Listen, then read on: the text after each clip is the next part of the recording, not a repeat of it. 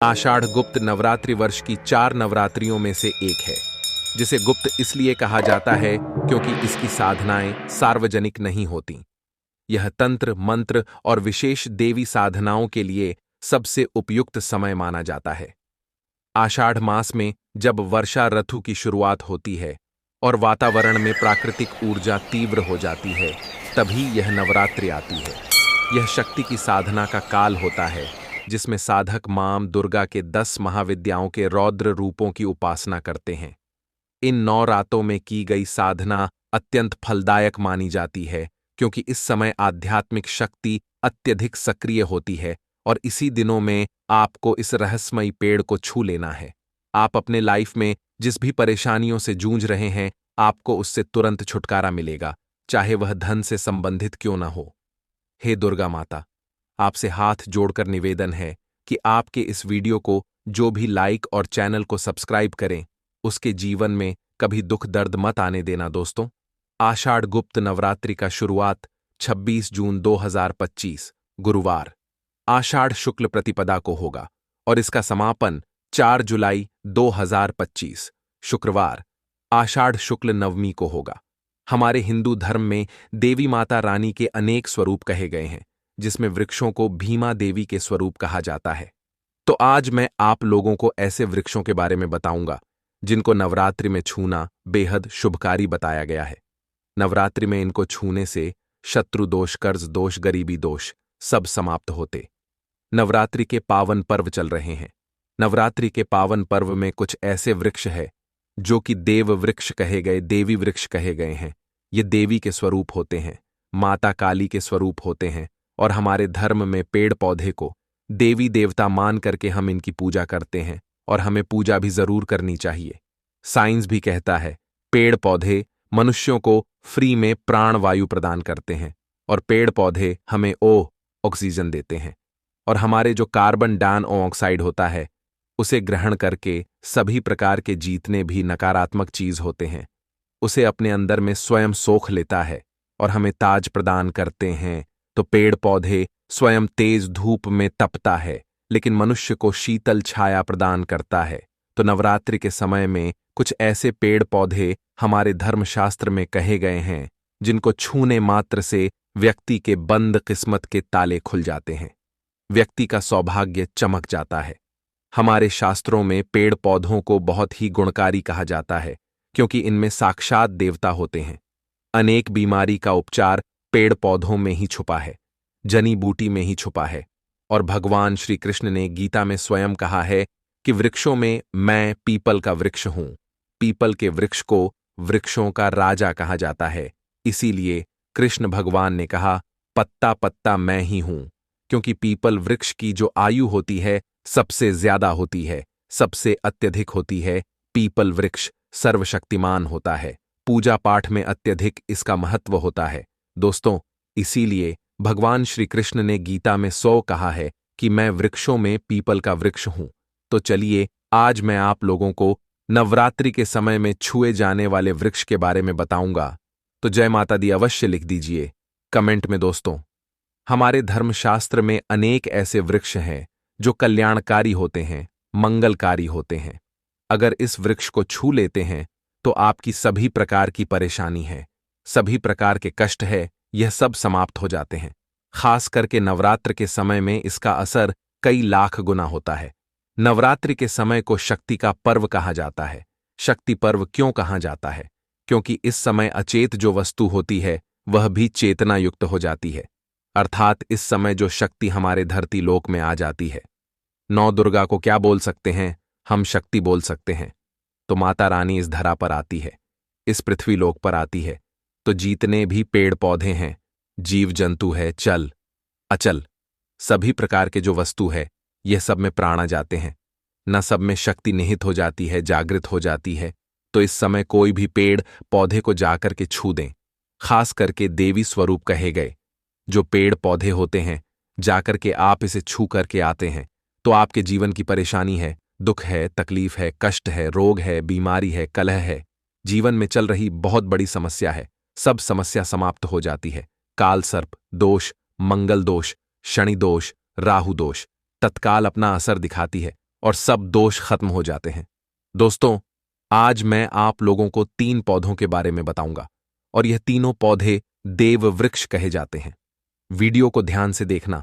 अगर आज की वीडियो मिस कर दी तो फिर सारी जिंदगी आपको पछताना पड़ेगा, क्योंकि नवरात्रि ही एक ऐसा पर्व होता है, एक ऐसा समय होता है। केवल 9 दिनों के भीतर मैं आपको लंबी पूजा पाठ करने की जरूरत नहीं। पति केवल 9 दिनों के भीतर में ही आप अपनी समस्या को, आप अपनी गरीबी को स्वयं अपनी आंखों से समाप्त होते हुए देख सकते हैं। मैं जिस वृक्ष के बारे में बता रहा हूं, ये सारे वृक्ष आपको अपने घरों के आसपास में बहुत ही आसानी से मिल जाएंगे। दोस्तों, वीडियो में आगे बैठने से पहले, जानकारी बताने से पहले, अभी तक कमेंट बॉक्स में जय माता दी नहीं लिखे हैं तो जय माता दी जरूर लिखना। जब आप हमारे कमेंट बॉक्स में जय माता दी लिखते हैं तो हमें काफी हर्ष होता है, काफी उल्लास होता है। आप हमारी वीडियो को लाइक करते हैं तो हमारा मनोबल बढ़ता है और आप सभी लोगों के लिए इस प्रकार ज्ञान भरी जो अच्छी अच्छी जानकारी होती है, आप सभी लोगों के लिए लेकर के आते हैं। तो अगर आप इस प्रकार की जानकारी में इंटरेस्ट रखते हैं, इस चैनल को अगर सपोर्ट करना चाहते हैं, तो आप हमारे चैनल को सब्सक्राइब कर हमारा सपोर्ट जरूर करें। दोस्तों, मेरे जो उपाय होते हैं आप लोगों को मैं सरल से सरल आसान उपाय बताता हूं, जो भी हमारे गुरुदेव ने हमें सिखाया है। जो उपाय बहुत ही सरल होते हैं, बहुत ही आसान होते हैं और यह रामबाण की तरह काम करते हैं। जिस प्रकार प्रभु राम के जो बाण होते हैं छुंग होते हैं, उसी प्रकार मेरे वीडियो में बताए गए जो उपाय होते हैं अचूक होते हैं, कभी भी प्रभाव ही नहीं होते हैं। तो वीडियो को ध्यान से देखना। कौन से ऐसे 3 वृक्ष हैं जिसे हमें छू करके नवरात्रि के समय में जरूर आना चाहिए।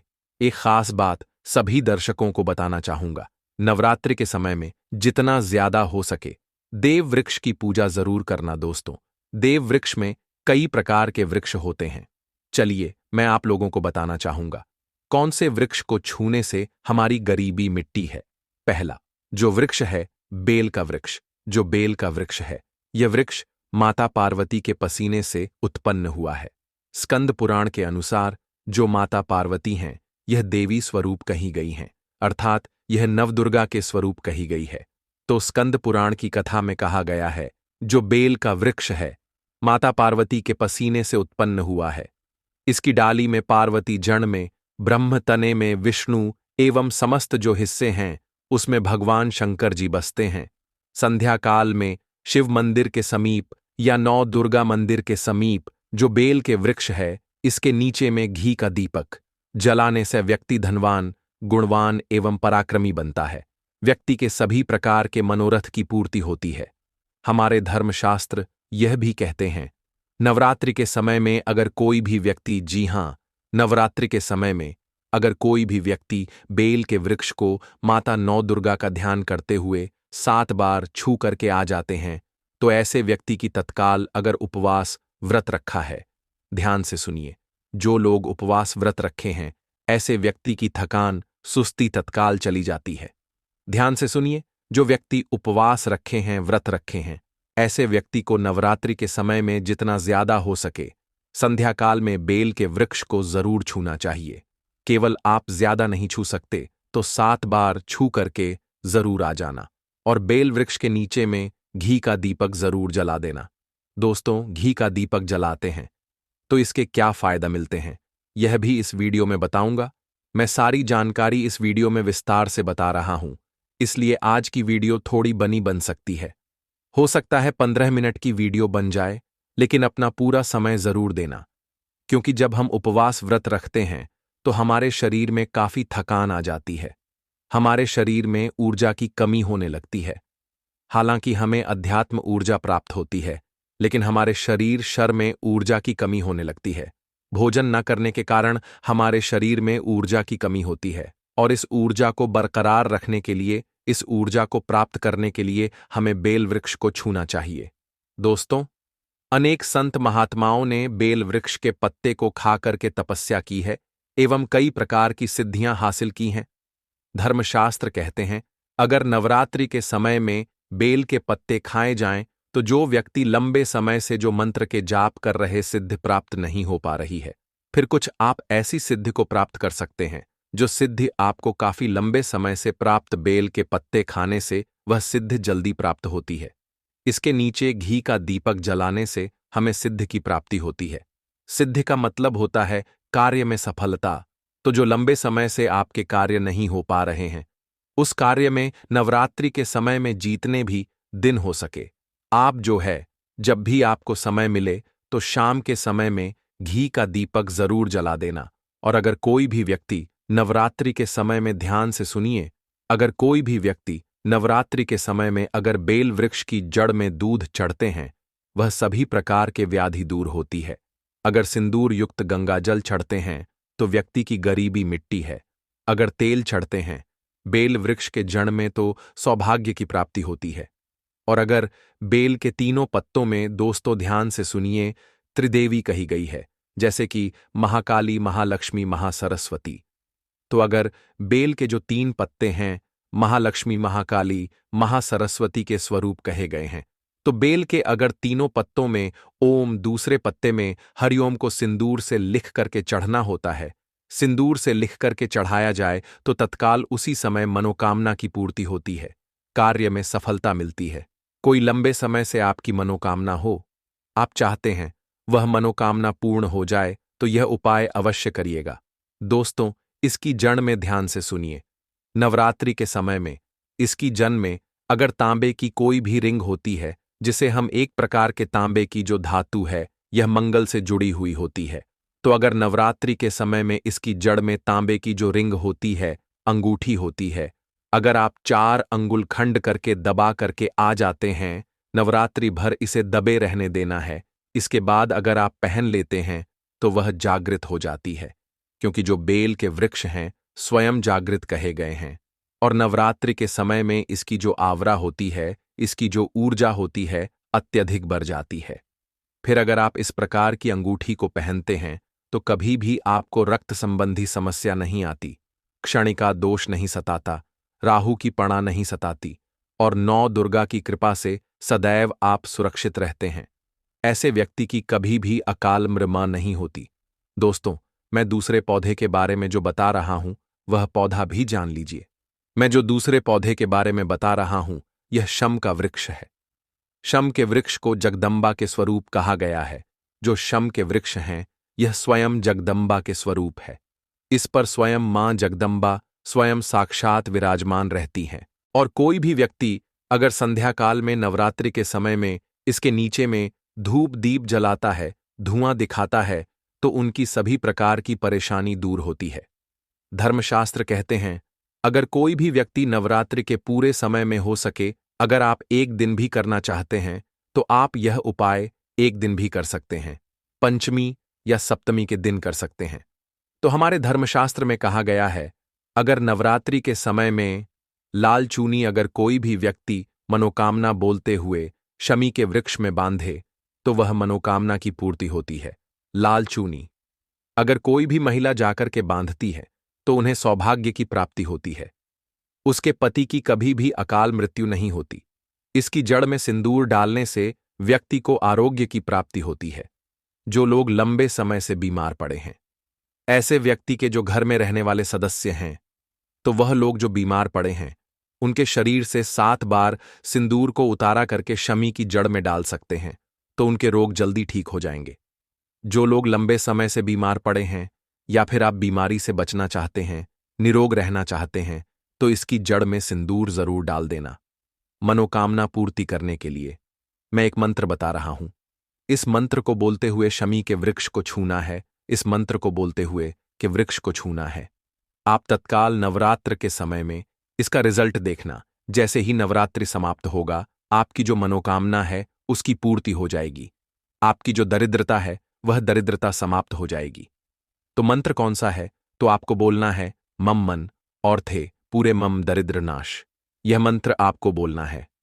यह मंत्र बोलते शम के वृक्ष को छूना है। सभी प्रकार के आपके मनोरथ की पूर्ति होगी। आपकी जो दरिद्रता है, दरिद्रता समाप्त हो जाएगी, छू मंत्र हो जाएंगी। या आपको छूते हुए बोलना है। आप चाहते हो तो नवरात्रि के समय में मौली धागे भी शमी के वृक्ष पर बांध सकते हो। अधिकतर लोग मौली धागे बांधते हैं। मौली धागे बांधने से माता रानी आपसे बन जाती है। दोस्तों, कहने का मतलब है कि माता रानी आजीवन आपका साथ देती है, आपके हर कदम में मार्गदर्शन करती है।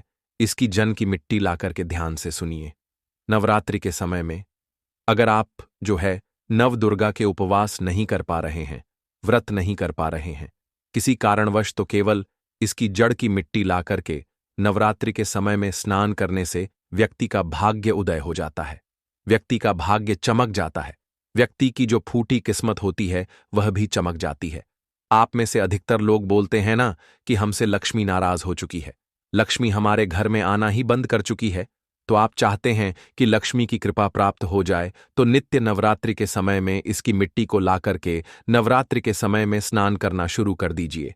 नहाने वाले पानी में डाल करके स्नान करना शुरू कर दीजिए। आपके शरीर से दोष दूर हो जाएंगे। आपके शरीर से किसी भी प्रकार की पणा है, सकारात्मक शक्ति आपके शरीर में प्रवेश कर गई है, वह भी समाप्त हो जाएगी। दोस्तों, तीसरे क्रम में मैं जिस वृक्ष के बारे में बता रहा हूं, मित्रों, इस वृक्ष को देव वृक्ष भी कहा जाता है। जो तीसरा वृक्ष है वह है पारिजात का वृक्ष। पारिजात का वृक्ष समुद्र मंथन से उत्पन्न हुआ था और यह देवराज इंद्र के नंदन वन में स्थापित किया गया था। पारिजात वृक्ष भगवान कृष्ण ने मानव जन कल्याण के लिए धरती लोक पर लाए थे। जो पारिजात का वृक्ष है, इसे भी लक्ष्मी का स्वरूप कहा गया है, क्योंकि माता लक्ष्मी भी समुद्र से उत्पन्न हुई है और पारिजात के वृक्ष भी समुद्र से उत्पन्न हुआ। इस नाते यह माता लक्ष्मी की बहन कही जाती है। तो ऐसा माना जाता है कि कोई भी मनुष्य, उनके शरीर में कितनी भी ज्यादा थकान हो, कितनी भी पणा हो, जैसे कि नवरात्रि के अगर आप व्रत रख रहे हैं, व्रत के दौरान अगर आपके शरीर में थकान है, पीना है, तो पारिजात के वृक्ष को शाम के समय में छू करके जरूर आ जाना। आप चाहते हो तो नवरात्रि के किसी भी टाइम में आपको टाइम मिले, उस समय में जाकर के इसके वृक्ष को छू सकते हैं। इसके वृक्ष को छूते ही तत्काल शरीर से पीना है। जो थकान है, सुस्ती है, कमजोरी है, वह समाप्त हो जाती है। इस वृक्ष के नीचे में अगर नवरात्रि के समय में घी का दीपक जलाया जाए, छुटकी भर सिंदूर अगर इसकी जड़ में डाला जाए, तो सभी प्रकार की मनोकामना की पूर्ति होती है। लेकिन आपको प्रार्थना जरूर करनी है कि हे पारिजात वृक्ष, आप देवी स्वरूप कहे जाती हैं, आप हमारी सभी प्रकार की पीनआउट्स यह उत्पन्न हुआ है। तो अगर आप भी जल्द धनवान बनना चाहते हैं, आपके जीवन में कोई कामना है, कोई कामना अधूरी रह गई है, तो हमने 3 वृक्ष के बारे में बताया है। इन 3 वृक्ष को नवरात्रि के समय में छूना शुरू कर सकते हैं। और अगर कोई व्यक्ति यह तीनों वृक्ष को छू लेते हैं, ध्यान से सुनिए, अगर तीनों वृक्ष को छू लेते हैं तो ऐसे व्यक्ति के कार्य सफल होने से, ऐसे व्यक्ति की मनोकामना पूर्ण होने से दुनिया की कोई भी शक्ति नहीं रोक पाएंगे। मनोकामना पूर्ति करने के लिए, कार्य में प्रगति प्राप्त करने के लिए, अपनी किस्मत को चमकाने के लिए, सोए हुए भाग्य को जागृत करने के लिए नवरात्रि में यह उपाय जरूर करिएगा। दोस्तों, यह उपाय सोने पर सुहागा होगा या आपकी जिंदगी को संवार देंगे, आपकी जिंदगी में चल रही परेशानी को दूर कर देंगे। तो यह जानकारी कैसी लगी हमें कमेंट सेक्शन में जरूर बताना और इस जानकारी को अपने तक सीमित मत रखना। इस जानकारी को आगे जरूर शेयर करना, क्योंकि ज्ञान बांटने से ज्ञान बढ़ता है। हो सकता है आप इस वीडियो को शेयर आगे करेंगे तो कोई व्यक्ति नवरात्रि के समय में थकान महसूस करते हैं, पीड़ महसूस करते हैं, नवरात्रि के समय उनको होती है, किसी भी प्रकार के कष्ट होते हैं, तो इन वृक्षों को छू करके सारे कष्टों से छुटकारा पा सकते हैं।